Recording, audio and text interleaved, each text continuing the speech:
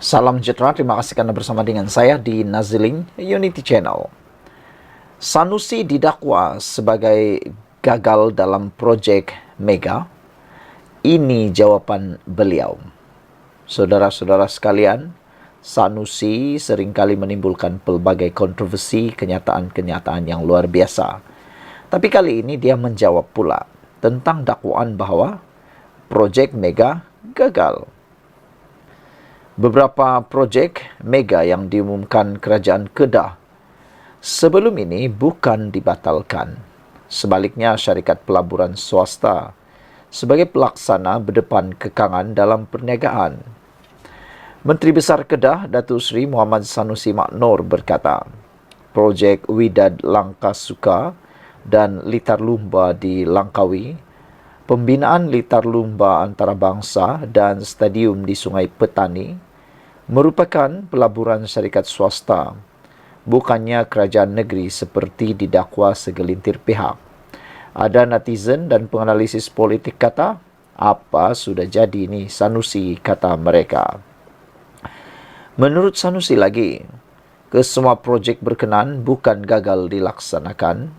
Sebaliknya, kemajuan sedikit perlahan disebabkan komitmen syarikat terlibat yang perlu mengutamakan kos operasi syarikat masing-masing. Sektor swasta bergantung kepada perniagaan. Ramai yang tak faham tentang ini, kata Sanusi. Orang anggap apabila umum projek mesti jadi. Projek yang kita maklum sebelum ini adalah perancangan swasta, kata Sanusi.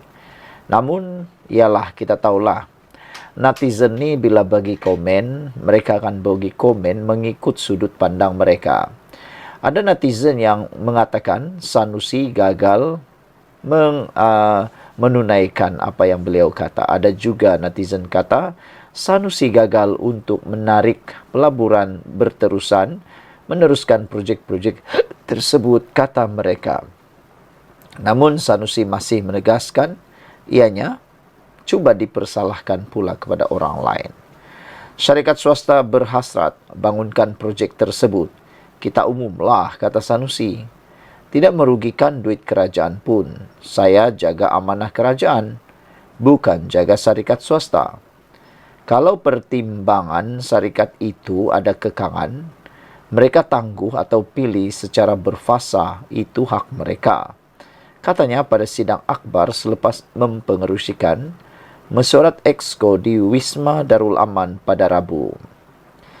Muhammad Sanusi berkata, beliau tampil memperjelaskan situasi berkenan kerana terdapat segelintir pihak membuat tuduhan terhadap kerajaan negeri gagal menyiapkan projek berkenan yang mana ia tidak tepat, kata Sanusi.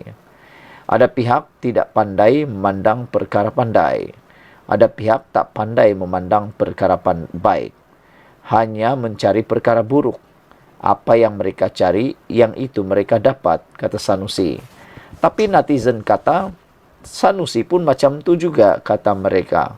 Contohnya, dalam kerajaan pimpinan Anwar Ibrahim, banyak yang sudah dibuat, yang baik-baik, tapi jarang pula dipuji oleh Sanusi, kata mereka.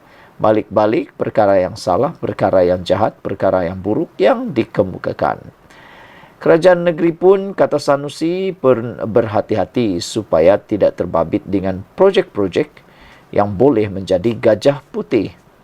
Kita sangat berhati-hati dengan duit pembayar cukai, kata Sanusi. Apatah lagi, orang dalam perniagaan. Kalau rugi, kena keluar modal sendiri lagi. Ia tidak bagus untuk pertimbangan perniagaan. Ada pihak tak faham kata semua itu projek kerajaan negeri sedangkan ia dilaksanakan pihak swasta, katanya. Sanusi menjelaskan projek Widad Langkasuka merupakan sebuah pelaburan besar di Langkawi dan kini dalam fasa pertama pembangunan. Syarikat Widad Businesses Group Sdn Berhad mahu kembangkan perniagaan mereka di Langkawi. Projek tersebut dilancarkan di Kuala Lumpur oleh Perdana Menteri pada ketika itu. Takkan kita tak boleh umum, kata beliau. Pelaburan swasta bergantung kepada keadaan pasaran. Apabila tangguh, takkan kita salah. Soalnya, menurutnya pelaksanaan projek berkenaan mengambil masa untuk kelulusan kebenaran merancang kerana melibatkan keluasan besar. Fasa pertama sedang berjalan, tapi ada pihak kecam kerajaan negeri dakwa projek itu tak berjalan. Saya ingat dia buta. Kalau pergi ke Langkawi, projek itu memang sedang dibangunkan jelasnya. Projek Widad Langkasuka dilancarkan pada tahun 2021 dan dijangka disiapkan dalam tempoh 15 hingga 20 tahun akan datang.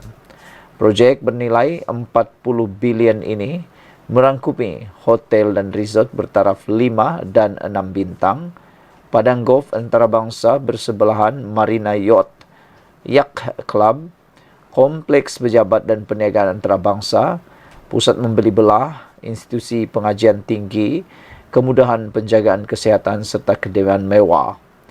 Sanusi memaklumkan sementara kumpulan Open Road World dengan kerjasama pemodalan Kedah Berhad berhasrat membina litar lumba antarabangsa di Sungai Petani dan Langkawi. Syarikat tersebut berdepan kekangan. Saya dimaklumkan mereka ada terlibat dengan sebuah syarikat lain dalam projek itu, namun tak memenuhi persetujuan dan berdepan kes saman. Jadi sangkut sebab tanah ada milik PKB dan tanah kerajaan, ujarnya. Menurutnya, projek litar lumba di Sungai Petani pula perlu diubah suai pelan perancangannya berikutan kos meningkat. Kita kena ubah model kerana peruntukan 30 juta yang diterima tak cukup. Lepas ubah pelan asal perlukan 73 juta. Jadi kena ada pelaburan swasta, tetapi syarikat itu alami perniagaan yang tidak memberangsangkan. Jadi ada sekatan sedikit dan turut mempengaruhi keputusan kita, jelasnya. Tambah Muhammad Sanusi. Sementara pembinaan stadium baharu di Sungai Petani diumumkan, pemilik Kedah Darul Aman KDF FC selepas melawat stadium JDTs dan seterusnya melantik konsultan untuk merancang pembinaannya. Kata Sanusi, saya tidak pernah rugikan sesen pun duit kerajaan. Kalau pertimbangan syarikat itu untuk tidak mampu meneruskan, itu pertimbangan mereka sebab projek mereka bukan kerajaan negeri, jelas Sanusi lagi. Ada banyak komen netizen berkaitan dengan pengakuan Sanusi yang luar biasa ini, pendedahan Sanusi yang luar biasa ini, apabila dia menjawab dakwaan projek mega gagal di negeri pimpinan Sanusi. Apa pula komen anda untuk isu kali ini? Tinggalkan komen anda, tekan butang subscribe. Kita jumpa lagi. Bye-bye. Salam sejahtera. Terima kasih karena bersama dengan saya di Nazilin Unity Channel. Isu paling hangat malam ini berkaitan dengan serangan seksual terhadap Anwar. Bicara penuh akhirnya diumumkan mulai pada Jun 2025. Dengan kata lain, setahun lagi bicara penuh saman serangan seksual terhadap Anwar mulai Jun 2025. Mahkamah Tinggi Kuala Lumpur menetapkan 7 hari pada Jun tahun depan untuk perbicaraan penuh berhubung saman Muhammad Yusuf Rautwe yang mendakwa dirinya diserang secara seksual oleh Perdana Menteri Anwar Ibrahim. Menurut Peguam Navbret Singh yang mewakili ahli Parlimen Tambun itu, Mahkamah Sivil menetapkan perbicaraan akan dijalankan oleh Hakim John Lee Kian Ho atau Muhammad Johan Lee pada 16 hingga 19 Jun dan 23 hingga 25 Jun tahun depan. Katanya, timbalan pendaftar mahkamah telah memaklumkan pihak-pihak melalui email hari ini mengenai tarikh perbicaraan bagi saman sivil itu, sambil menambah bahawa mereka sedang pada peringkat pra-perbicaraan dengan menyediakan dokumen. Pada tahun 2021, Yusuf memfailkan tindakan sivil berhubung dakwaan bahawa Anwar telah melakukan serangan seksual terhadapnya di pejabat Presiden PKR pada Oktober 2018. Sebelum itu, planatif menjadi tumpuan apabila pada 4 Disember tahun 2019, dia mengadakan sidang media dan mendedahkan akuan bersumpahnya mengandungi dakwaan serangan seksual oleh Anwar. Jabatan Peguam Negara mengumumkan pada 14 Januari tahun 2020 bahawa terdapat kekurangan bukti untuk mendakwa Anwar di Mahkamah Jenayah.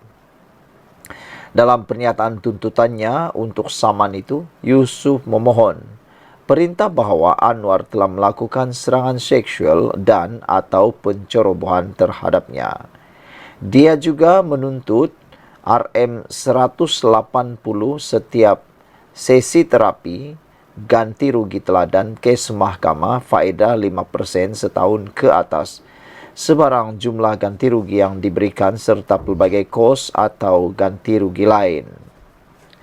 Dalam pernyataan pembelaan dan tuntutan balas yang difailkan pada September 2021, Anwar menolak dakwaan serangan seksual itu sebagai palsu dan rekaan, serta didorong oleh niat untuk mencemarkan imej politiknya dan untuk memastikan dirinya tidak menjadi Perdana Menteri.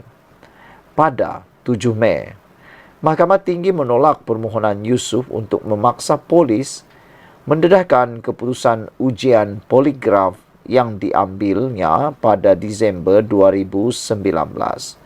Beberapa komen daripada netizen berkait isu ini ialah hanya Perdana Menteri ke-10 betul-betul melawan rasuah. Hingga jerung-jerung pun sudah didakwa. Sabas Perdana Menteri ke-10, kata Mr. Shakau.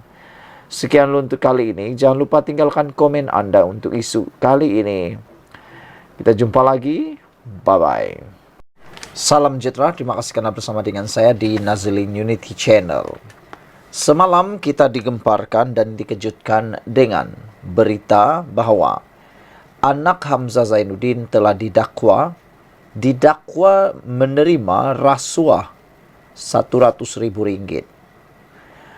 Yang menjadi persoalan kita ialah apa reaksi kepada bapa beliau, iaitu Hamzah Zainuddin sendiri. Inilah yang kita tunggu-tunggu. Akhirnya Hamzah Zainuddin buka mulut, buka cerita apa yang berlaku terhadap anaknya, dan ini komen beliau. Anak dituduh ambil rasuah, ini reaksi Hamzah Zainuddin. Pagi tadi, anak lelaki Datuk Seri Hamzah Zainuddin didakwa di Mahkamah Session di sini atas pertuduhan menerima rasuah RM100,000. Muhammad Faisal, 40 tahun, yang juga ahli perniagaan, dituduh menerima wang berkenan daripada Izmir Abdul Hamid yang didakwa sebagai bayaran untuk Hi-Tech Padu Sendirian Berhad atau Hi-Tech Padu melantik syarikat Rimba Merpati Sendirian Berhad dan syarikat Permai Solution sebagai perunding pemasaran. Kita digemparkan kini dengan pendedahan dan juga dakwaan berkait dengan anak-anak pemimpin pembangkang Perikatan Nasional. Yang terkini ialah anak Hamzah Zainuddin.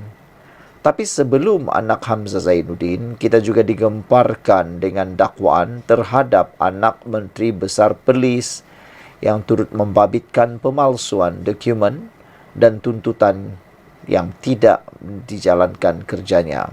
Antara yang paling mengejutkan kita ialah tuntutan berkaitan dengan penyediaan pembekalan air minuman untuk diraja. Selain daripada itu, kita juga dikejutkan dengan dakwaan terhadap menantu Muhyiddin Yassin yang sehingga kini masih belum pulang ke Malaysia lagi. Menantu Muhyiddin masih dianggap sebagai pelarian yang tak balik Malaysia untuk menyelesaikan kes beliau. Ini pula cerita tentang anak Hamzah Zainuddin.